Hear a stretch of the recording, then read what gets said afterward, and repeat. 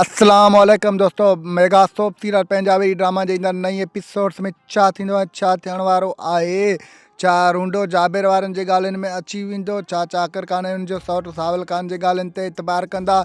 इन सॼी तफ़सीलात ॼाणण खां पहिरियां जेकॾहिं अव्हां असांजे यूट्यूब चैनल ते नवां आहियो त महिरबानी करे असांजे यूट्यूब चैनल खे सब्सक्राइब करे घंटी जे बटन ते प्रेस करे नोटिफिकेशन ते ऑल करे छॾींदा, जीअं ईंदड़ हर नई नोटिफिकेशन सभ खां पहिरियां अव्हां ॿारनि ताईं बावक़्तनि पहुची सघे।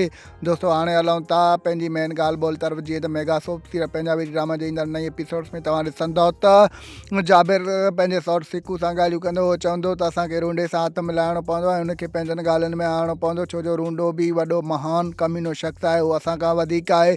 जेकॾहिं उहो असां सां हथु मिलाईंदो त असांजो कमु अञा बि आसान थी पवंदो। ॿिए तरफ़ तव्हांखे ॾिसण वटां मिलंदो त सावल खान अञा ताईं वॾे चाकर खान खे पंहिंजूं सॼियूं हक़ीक़तूं ॿुधाए रहियो आहे ऐं चाकर खान अञा उहे ॻाल्हियूं ॿुधी रहियो आहे। अञा उहो चवंदो त जेको आहे सो बाबे जी सॼी नंढी वॾी ॻाल्हि, बाबे ज़िंदगी कीअं गुज़ारी, उन सां कहिड़ियूं तकलीफ़ूं आयूं, कहिड़ा ॾुख ॾिठा, सॼी ख़बर सावल खान खे ख़बर आहे। सो इन करे असां सावल खान जूं सभु ॻाल्हियूं ॿुधंदासीं। ॿिए तरफ़ तव्हांखे ॾिसण वटां मिलंदो त रूंडो ऐं जाबिर वारा पाण में वेहंदा।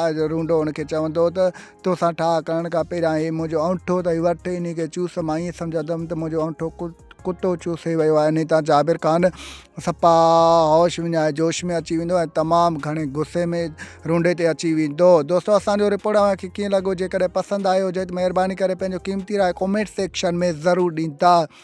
असांखे इजाज़त रखंदा। पंहिंजो ख़्यालु। अल्लाह हाफ़िज़। ऐं दोस्तों ॿुधाईंदा त केरु दोस्त किथां ॾिसी रहियो आहे, पंहिंजे शहर जो नालो ज़रूरु कमेंट में ॿुधाईंदा। अल्लाह हाफ़िज़।